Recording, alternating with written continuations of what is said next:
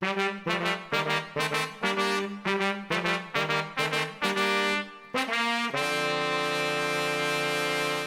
good, YouTube? I'm back again with another video. Back again. This time, my top 10 Electric-Type Pokemon all lined up and ready to go for you guys. So let's get right to it, man, shall we? Number 10. Manectric. Manectric may not be the most intimidating Pokemon, but it can certainly hold its own in battles. It evolves from Electrike at level 26. Where Manectric excels is in the offensive department with an incredible base stat of 105 in both special attack and speed. Being pure electric type, he has a quite limited move pool to choose from, but if we exclude that part, it's a seemingly decent Pokemon competitively. And with the new Mega Evolution, which I by the way won't be using, he's got a boost in special attack and speed, raising it to a base stat of 135 on both. And he also got a boost in his defense. His static haircut is also a nice feature. Number 9. Magnezone. Magnezone is an amazing Pokemon to pick up right now, mostly because it turns the upcoming gym into a joke thanks to its immunity to poison type attacks. It has a variety of resistances and very few weaknesses, plus it has very good special attack. Other than defense and special attack, its other stats are underwhelming, with speed being its biggest weakness. But hold on, I wouldn't worry about that though, especially if you got a Magnezone with its new hidden ability, which is called Analytic. It allows Magnezone to boost its move's power by 30% if it hits after the opponent, turning Magnezone's speed weakness into strength.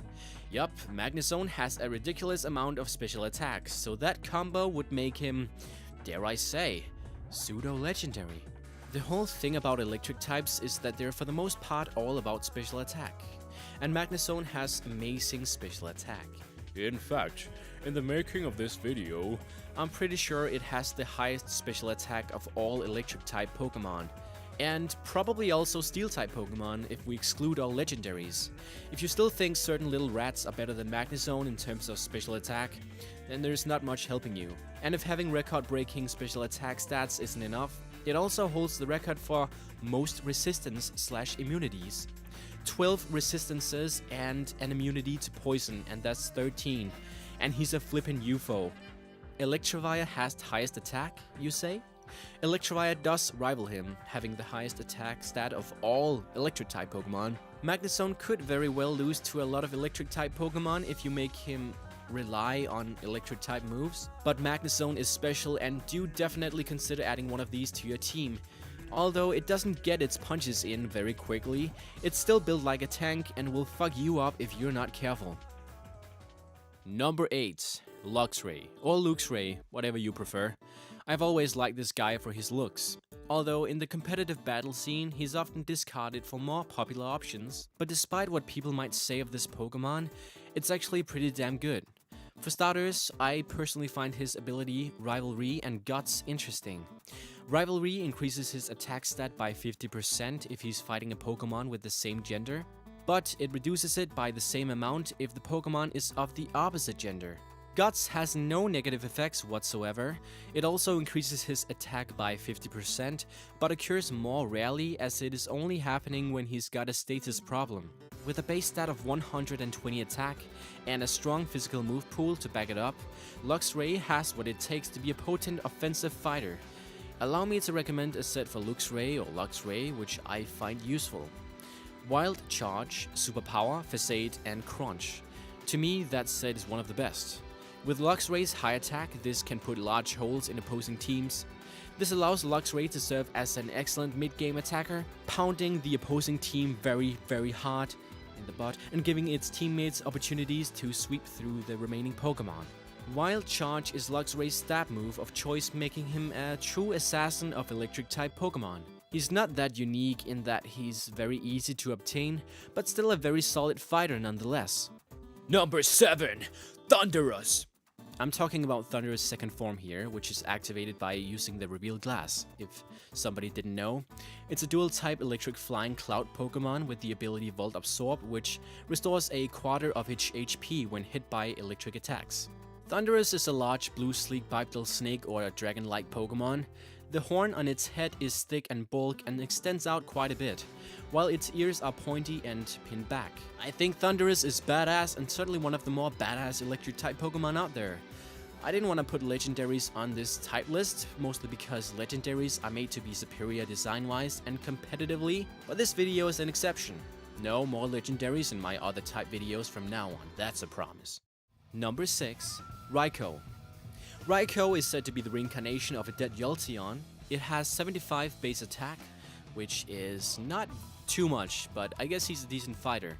Raikou is said to be the master of electric type, and also made to represent the lightning strike which ignited the fire that consumed the brass tower.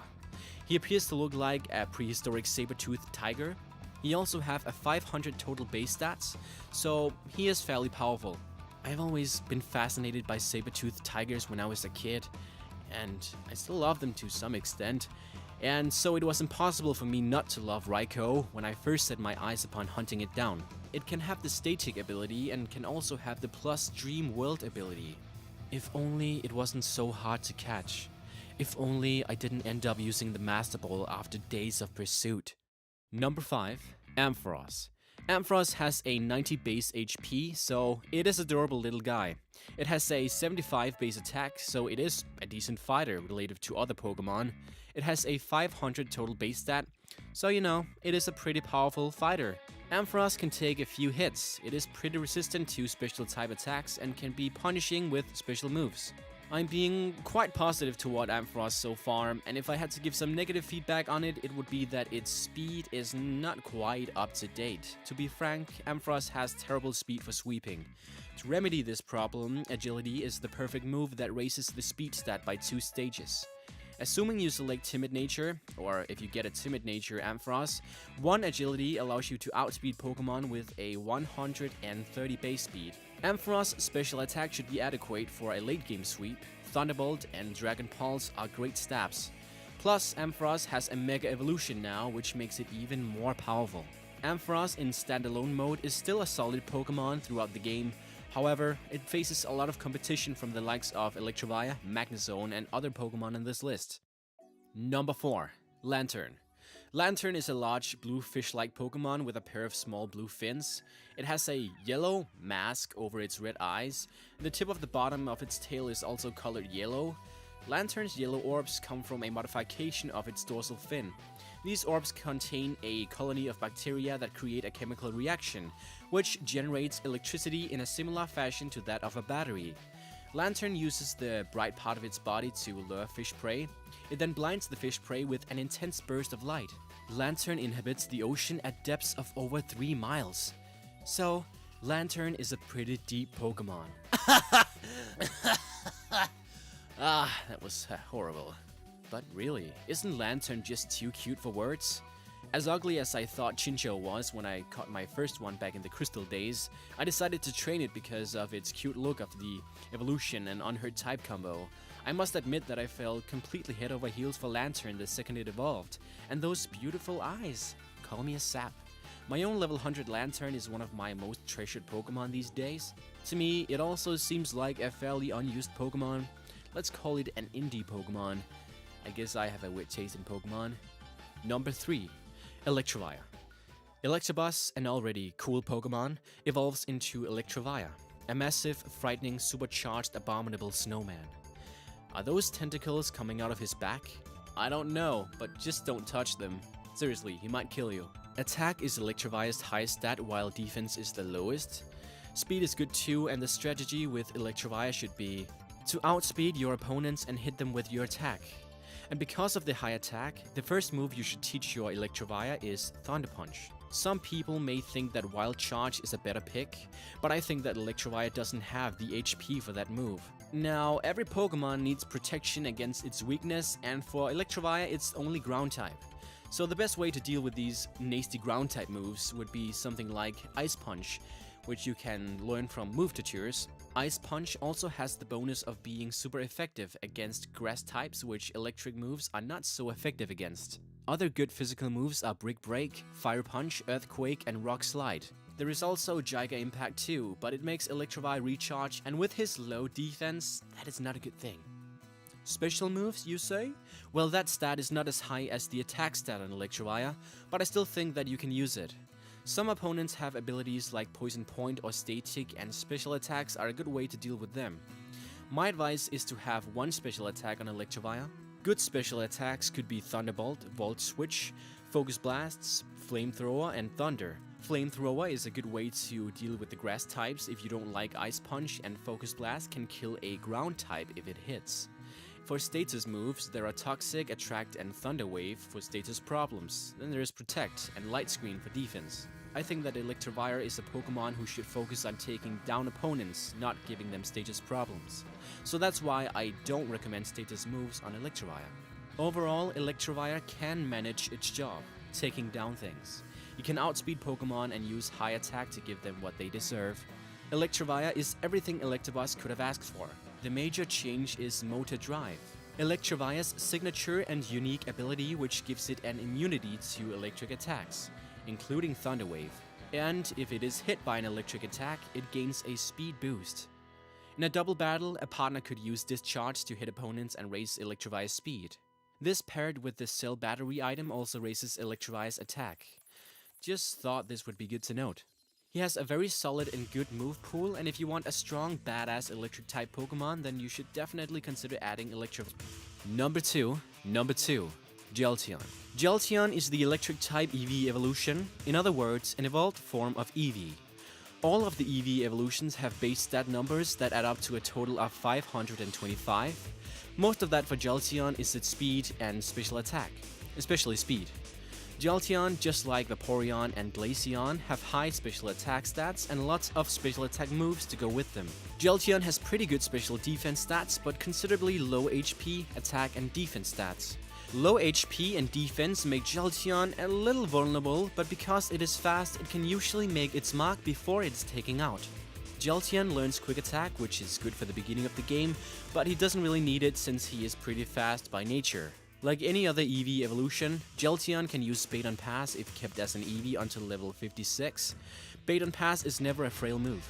Jolteon can also use the Rain Dance Thunder strategy. As we all may know, the Thunder move does a lot of damage but has a pretty bad accuracy. If you use Rain Dance, the move Thunder will have a 100% accuracy. Jolteon also has good stab moves like Volt Switch, Thunderbolt, and Discharge. Jolteon's ability is Volt Absorb. If you are hit by any electric-type move, you gain some HP, I think it's a quarter HP. Most people are smart enough not to use an electric-type move on an electric-type Pokemon, but if you know that your opponent is going to use an electric-type move, then I guess it's a good thing that you have the option of switching out and putting up Jolteon up front to have him eat all the electricity. You can snag a Jolteon by using a Thunderstone on Eevee. Compact, yellow, and spiky. Jolteon is thankfully just as adorable as its fox-like pre-evolution. Jolteon not only have the ability to learn electric-type moves, but can also learn a couple of fighting and bug-type moves, making it a very well-rounded Pokemon.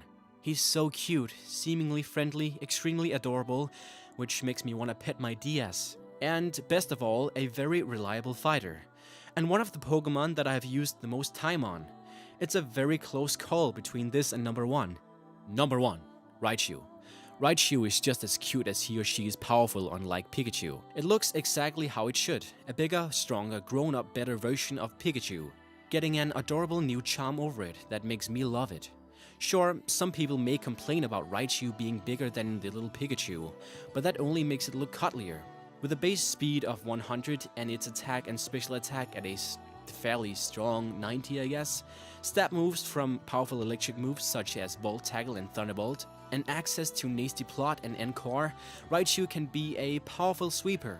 However, its HP and physical defenses are pathetic.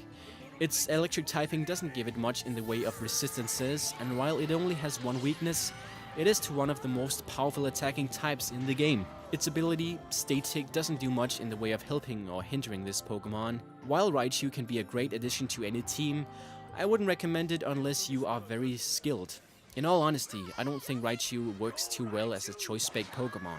Its defenses are just too poor. I succumb to the facts here, guys. It's not the most powerful electric-type Pokemon, but I don't care about that.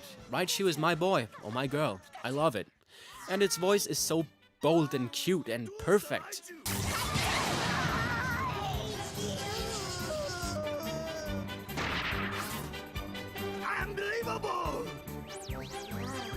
Also really love his picture in Pokemon Mystery Dungeon. That was actually one of the reasons why I picked Pikachu as my partner, because I wanted to look at Raichu's body and picture every morning we woke up and took off on rescue missions.